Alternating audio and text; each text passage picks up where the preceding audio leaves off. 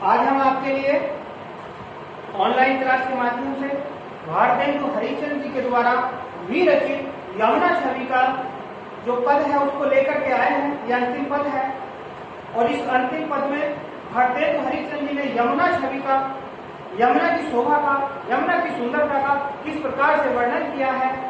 आज हम इसके विषय में अध्ययन करेंगे, इसके बारे में समझेंगे। तो क्या कहना चाहते हैं भारतेंदु हरिचंद जी? देखिए,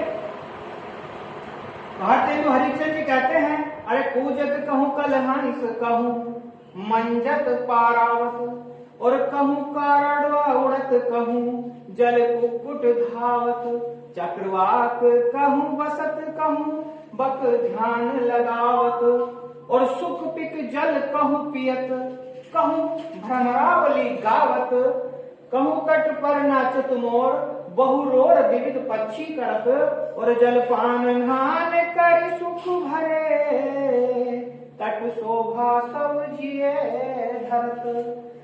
यहाँ पर ब्रज भाषा में भारतेंदु हरिचंद जी ने यमुना नदी की सुंदरता का वर्णन इतना सुंदर तरीके से किया है कि कोई भी जन जब इसका पान करेगा, इसका आनंद लेगा, तो उसके हृदय में यमुना नदी की जो शोभा है वह बस ही जाएगी। इसी प्रकार से भारतेंदु हरिचंद जी कह रहे हैं कि जब वह यमुना नदी की सुंदरता को देखने के लिए पहुंचे तो क्या हुआ?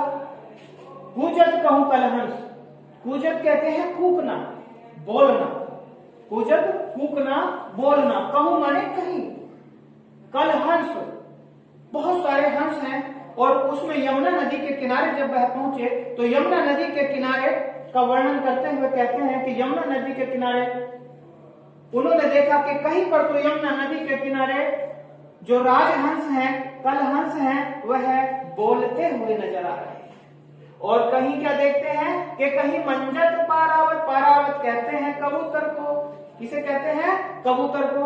और मंजत मांझ रहे हैं, अपने शरीर को धो रहे हैं, अर्थात अपने शरीर को स्नान करा रहे हैं। तो कहीं पर तो कलहंस कूजते हुए, बोलते हुए दिखाई देते हैं और कहीं पर कबूतर जो बहुत संख्या में है अपने झुंड बना करके आए हैं और वह क्या कर रहे हैं? स्नान कर रहे हैं।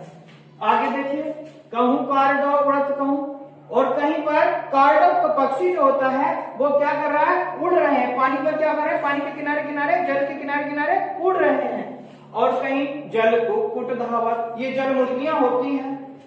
जल मुर्गियां आपने देखी होंगी, गांव के तालाबों में भी जल मुर्गियां पानी के ऊपर ऊपर दौड़ जाती हैं। तो उन्हीं जल मुर्गियों की बात की जा रही है कि कहीं पर कुक्कुट, ये मुर्गी के लिए आता है, कुक्कुट धावत, धाव धातु दौड़ने के लिए आती है और वो पानी पर दौड़ रहे हैं। चक्रवाक कहूं बसत कहूं, और कहीं पर चक्रवाक नाम का पक्षी निवास करता हुआ दिखाई दे रहा है।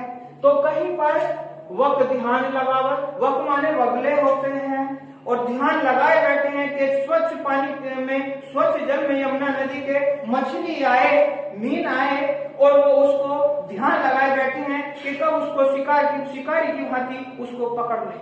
तो उसके मछली को पकड़ने के लिए बड़े ध्यान पूर्वक एक पैर से खड़े हुए हैं कि कहीं हलचल ना हो जाए। सुख पिक जल कहूं पियत, सुख माने होता है तोता और पिक माने होता है कोयल।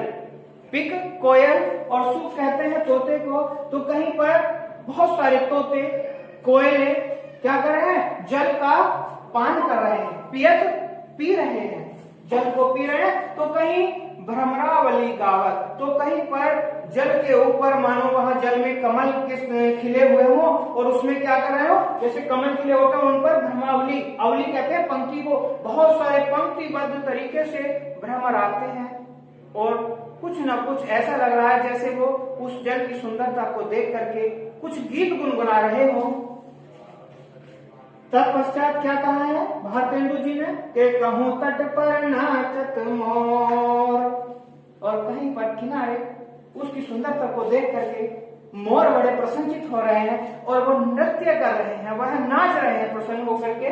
अरे कहूं तट पर नाचत मोर बहुरोर विविध पक्षी कर, बहु माने बहुत सारे, रोर माने आवाज, विविध माने विविध विविध प्रकार के और पक्षी कहते हैं, बहुत सारे पक्षी और भी अन्य अन्य प्रकार के जो इसमें वर्णन किया है। इसके अतिरिक्त भी यमुना नदी के किनारे अन्य अन्य किस्म के पक्षी भी आ गए हैं।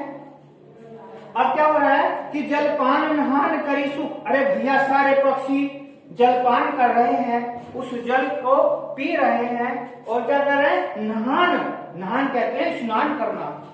नहान किसे कहा गया है, स्नान करना, क्योंकि जब गंगा स्नान करने जाते हैं तो उसे भी हम साधारण भाषा में नहानी कहते हैं कि गंगा नहान करने जा रहे हैं। तो यहाँ पर यमुना नदी में बहुत सारे पक्षी, अलग अलग किस्म के पक्षी क्या कर रहे हैं कि वह जल को पान कर रहे हैं, जल को पी भी रहे हैं और उसमें स्नान भी कर रहे हैं और उसकी सुंदरता को देखकर मानो बड़े प्रसन्नचित हो रहे हैं। और उन सबकी सुंदरता को देखकर भारतुंद हरिश्चंद्र जी क्या कहते हैं कि मैंने तो उसकी सुंदरता को अपने हृदय में, जिये भी किसे कहते हैं, हृदय को, तो है जिये, ये भी हृदय कहते हैं और जिये। तो इसमें कहा गया कि मैंने तो इन सारी सुंदरताओं को, इन सारे पक्षियों के क्रियाकलापों को, उस यमुना नदी की शोभा को अपने हृदय में धारण कर लिया है। अब मैं इस सुंदरता को अपने हृदय से कभी बाहर नहीं करना चाहता। तो यहाँ पर ब्रज भाषा में आपको भारतेंदु हरिश्चंद्र जी के द्वारा यमुना छवि का जो वर्णन अब आप जनमानस तक पहुंचाया गया है, जिसका व्याख्या हमने एक एक शब्द की आपके समक्ष की है, तो इसको समझने का प्रयास करेंगे। अन्य पद के साथ हम अति शीघ्र आपको कोई नई वीडियो लेकर के आएंगे।